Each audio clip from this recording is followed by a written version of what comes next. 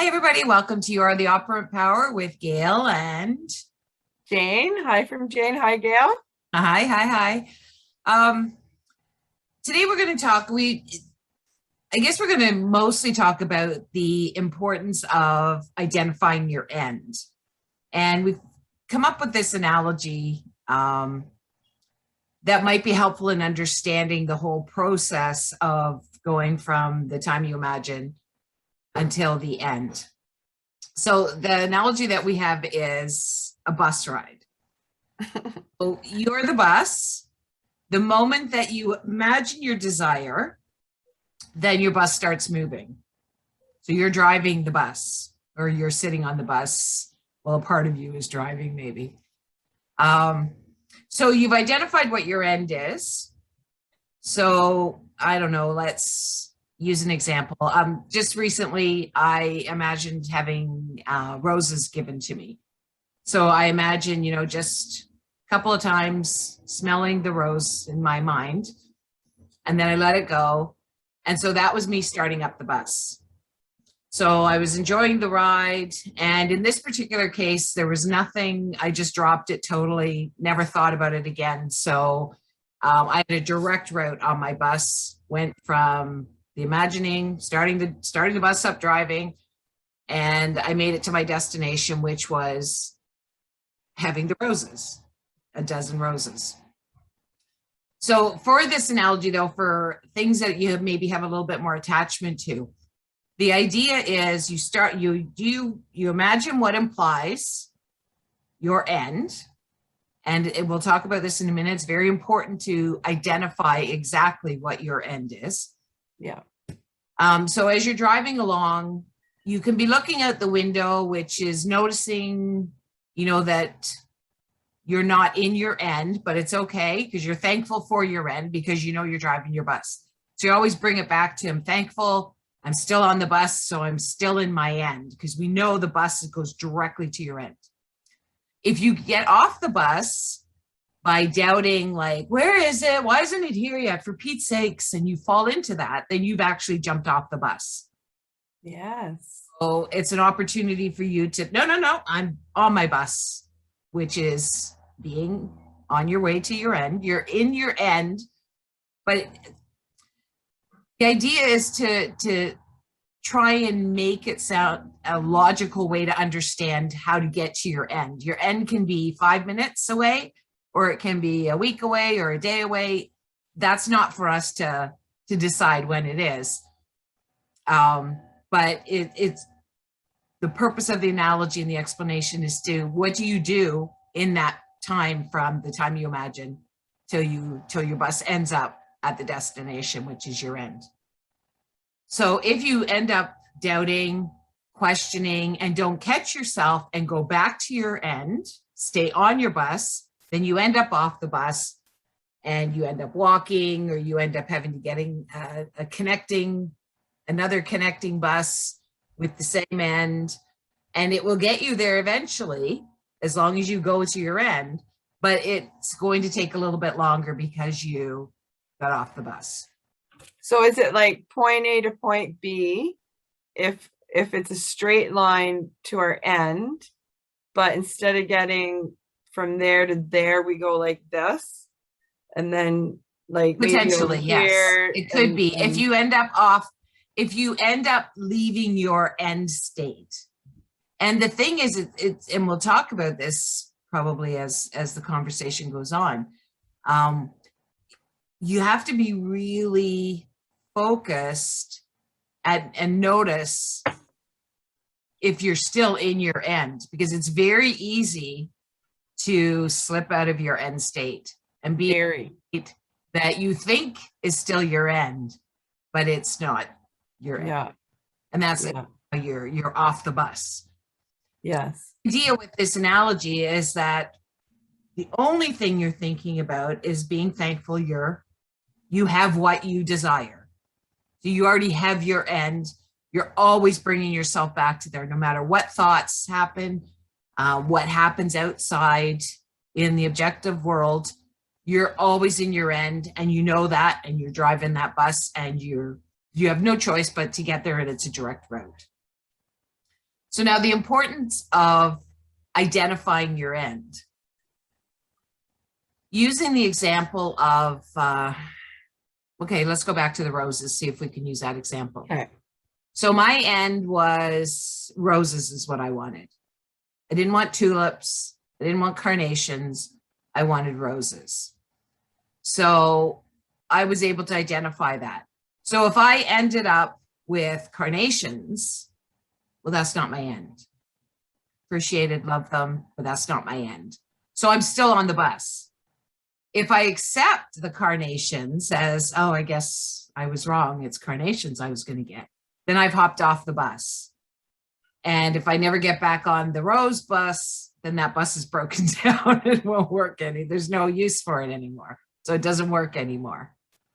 So it's important to know what your end is and stick with your end. If you imagined it, there's no other power that can stop it. There's no other power that decides for you what you want. Right. So that led into the discussion about the importance of identifying your true end. Right. So you don't want to be getting on buses that you don't know where they're going if you're driving, like it's actually. Or you don't want the long road. Like say, for example, losing weight. That's probably a good one because there's, if I want to lose weight, then, okay, I imagine whatever I imagine, that's my end, I'm there. So I'm going to imagine that I'm the perfect weight. And so what that means implies to me is that I'm very comfortable in my size, everything fits perfectly. There's nothing else no other size I would want to be than the size that I am. So now if I think, okay, I want to lose weight, I'm going to have to go to the gym because that's how you lose weight, right? So what I've done is I've gone from my bus of being in the end, having lost the perfect amount of weight. I'm the perfect weight now. And I got off the bus now because I think the only way to do that is by going to the gym. So now I'm walking and I'm waiting at another bus stop for that bus to come in. So it's a belief that you have to incrementally get towards your end rather than just living in your end. Right. Like, and that's actually interfering with the how. Right. Which the how is not your concern. Yeah. Which is have to allow to manifest as it manifests. But there's a tendency because, I think we feel so little control that we feel like, well, that can't happen if I don't do this or if I don't do that. And that's just our own programming where we are in our, for the majority of our lives until we get to the point where we realize, oh, I can just do it with my mind. Like my mind really is the power. So if I have to go to the gym, then I've got off the bus of just having to live in the end. And I'm waiting for the other bus. So I wait as long as it takes and hop on that bus. And it will still take me to that end potentially, but it could be a lot longer. It could be more work. Now, having said that, there's nothing wrong with working out, but you're not working out to lose weight. You're working out because you're working out. I enjoy working out, so I work out. I'm not that my goal isn't to lose weight for working out. Yeah. So eating, I have to go on a diet. Okay. Right. Off your main bus and now you're walking and waiting at another bus stop. And potentially that bus could take you to your end. It depends again on what your beliefs and everything are. Okay. Of it is you don't have to do all of that. Okay. You may end up doing that as you're on your bus. You may find, you move from this seat to that seat within the bus, which is, shifting within what you want to do or what you are compelled to do. But it's not losing weight, diet or weightlifting, going to the gym, dieting is part of the how. And that's not your choice to make. That actually is very limiting. You're limited. It will Making that choice. it will unfold as you stay in your end. And one of the things that's going to pull you out of your end is self-doubt. So self-doubt really plays a big part in Right. like saying to Like, you, I don't think I can, how can you just sit there and lose weight? right. I don't believe that. That's not true because I fully believe that. But there is that thinking, right? Because that's not sort of your normal type of thinking. We're Right. started with go to the gym, go on a Yeah. diet, drink this, eat that, don't eat that, don't eat this. So we have to recognize that within ourselves to be able to, no, my mind is, the savior, basically. And we'll get into that Yes. Yes. another video. Okay. My desire is I want to be the perfect weight, or I want to have the perfect body. The end is I have it. And then I guess an analogy you could use is changing seats in the bus or moving from the back of the bus to the front of the bus. I don't know. I don't want to get it too complicated. The point is that You stay on it. this is you stay on that bus and you will get there as long as it takes is not a concern. It's just your concern is just when if those thoughts, because oftentimes we have attachments to things and we have these Temptation. pop up. No, I'm No. my perfect weight already. Yeah. I don't have to do anything. I'm my perfect weight already. Yeah. Keep bringing yourself back to that. That's your only job. It's the only thing you have to do. And whatever needs to happen will just automatically happen for you without you having to think about it or make a decision about it. Yeah. So In your with the weight analogy, would temptation play a part in that to tempt you off the bus? well, that would be like, what do you mean? How? Give an example. So like say you're on a diet and you think you have to lose weight and you can't eat a certain food, and then you eat it and you feel like you've given into your temptation because you're not supposed to eat it. So Well, is you're that already off the bus in that example. okay? I would say that you're probably getting off of the second bus too, and the third one. I don't want to make this complicated, but that's it starts to. I like this analogy though. The thing is, if you believe that, if I eat a donut, this goes right to my hips, then Yeah. might as well put the donut right there because that's exactly. Yeah. If I eat a donut and think, oh, I just love these donuts, period. That's the only story is I love donuts.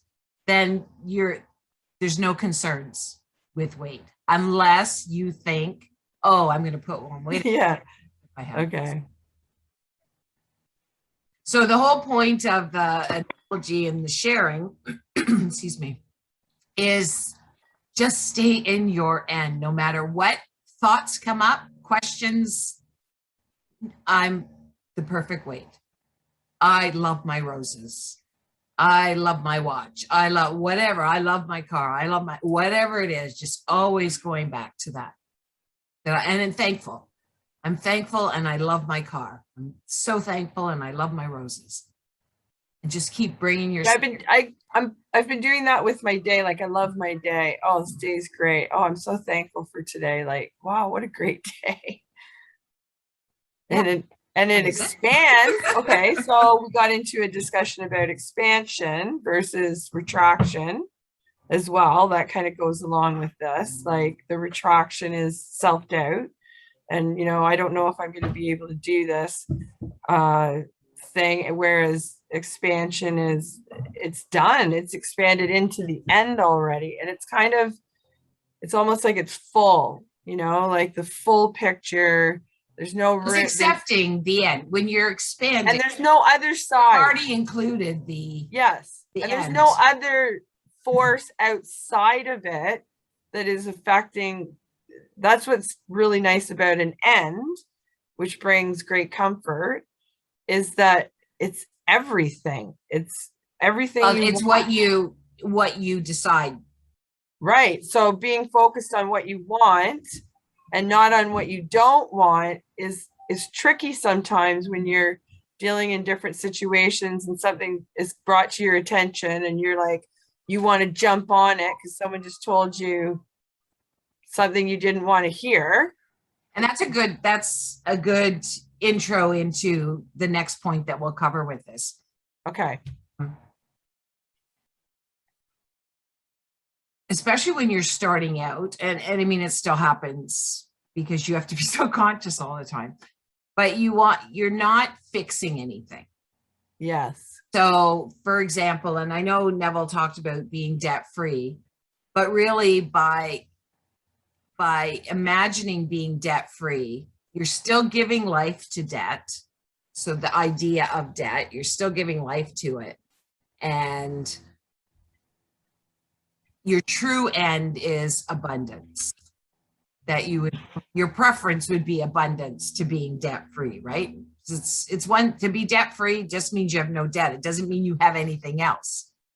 So I mean, everybody's individual, but I would think in most cases, abundance is what you would want, which means debt. That would imply there's no debt. It's all taken care of. And then you have some extra, depending on what your definition of abundance is. You would have that little bit extra to play with, or a lot extra, whatever, again, whatever your definition of abundance is. Okay, just one sec.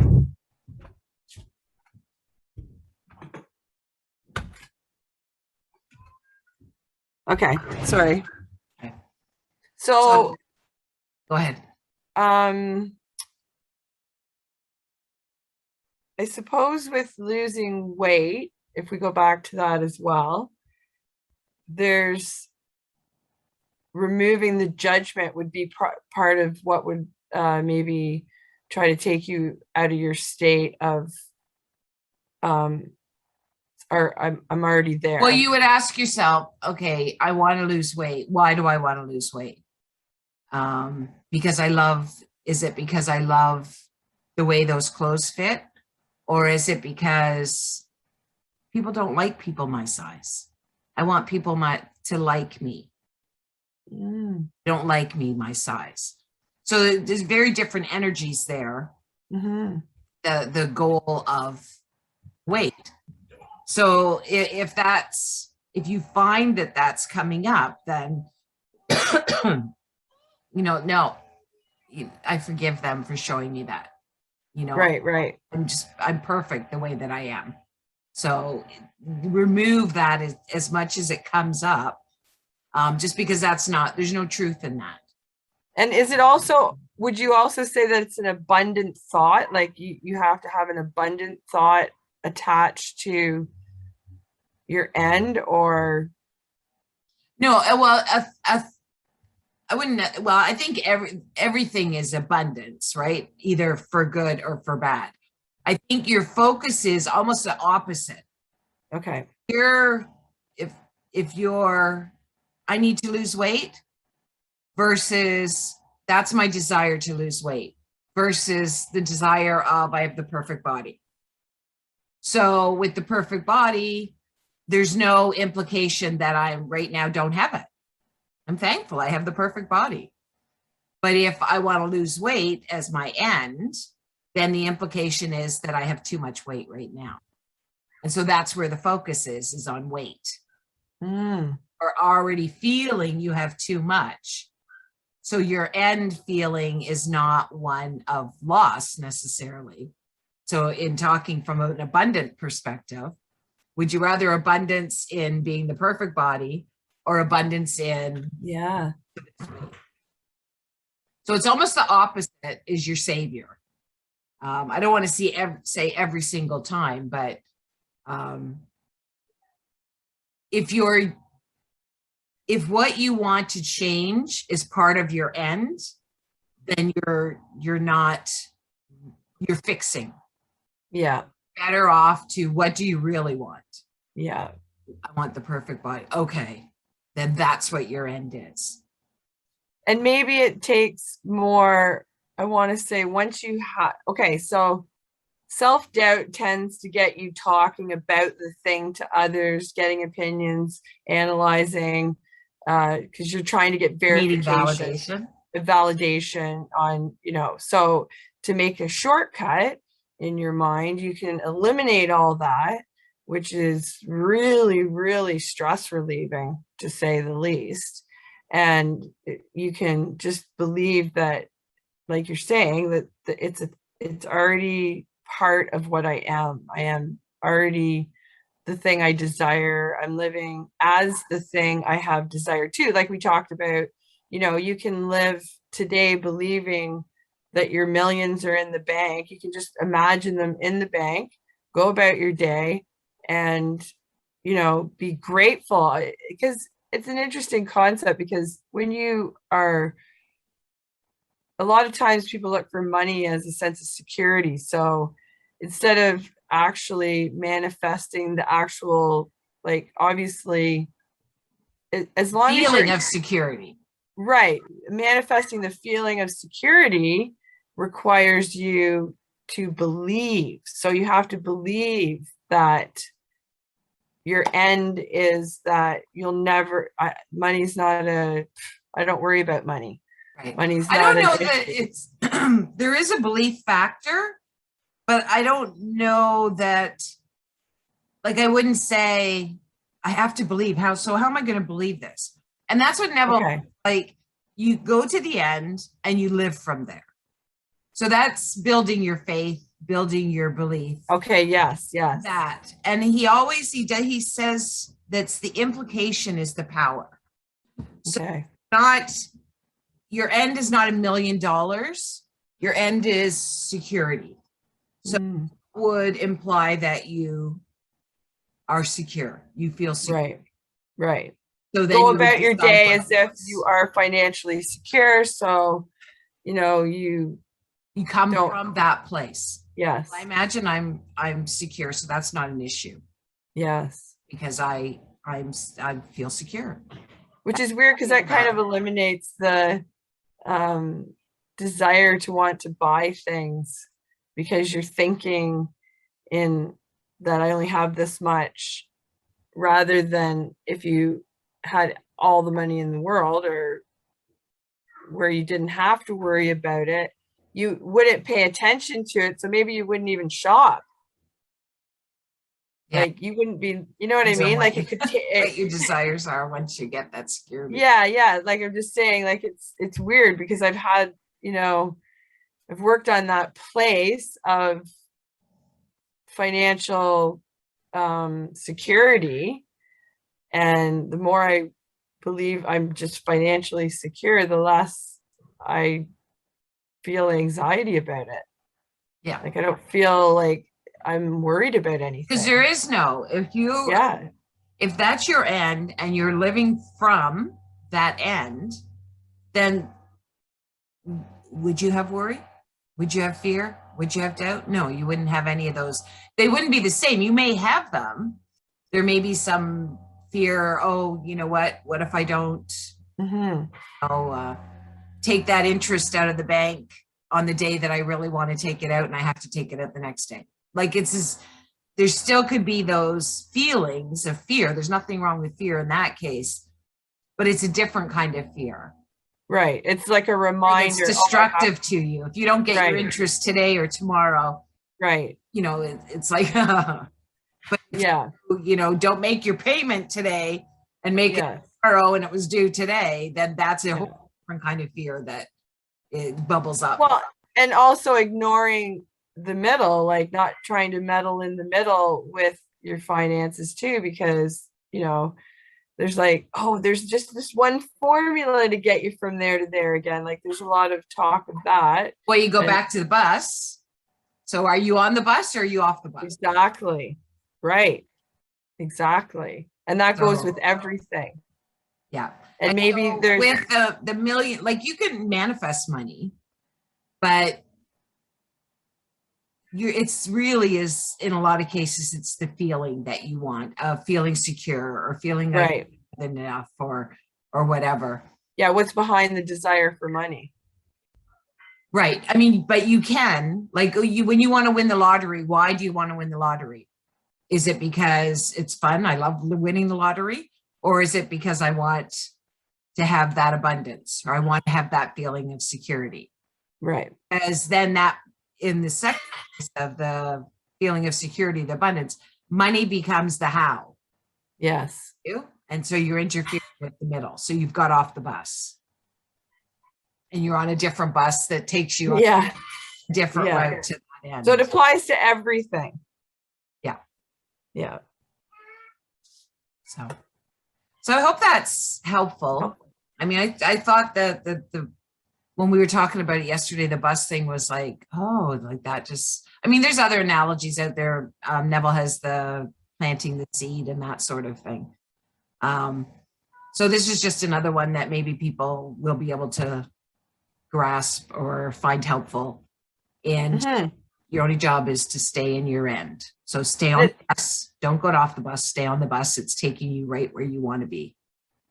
And also for me, we talk a lot and you give me examples, and sometimes when I get a new example or new input from somewhere that's very close, like it just gives you another tool to understand. It just gives you your brain a little tweak of, oh yeah, Yeah. like almost like a reprogram, like a little hit, right? Like it's the same information, the same thing being over and over again. So it our work that we do is a reflection of how in real time, I guess, and in real life, like it is a practice to, live in your end. Yep. So thank you everybody for joining us. Thank you. Share, like, and come back and see us again. We'll see you soon. Ask any questions. Oh yeah, questions too. Yeah, we take questions. Thanks. Bye-bye. Bye.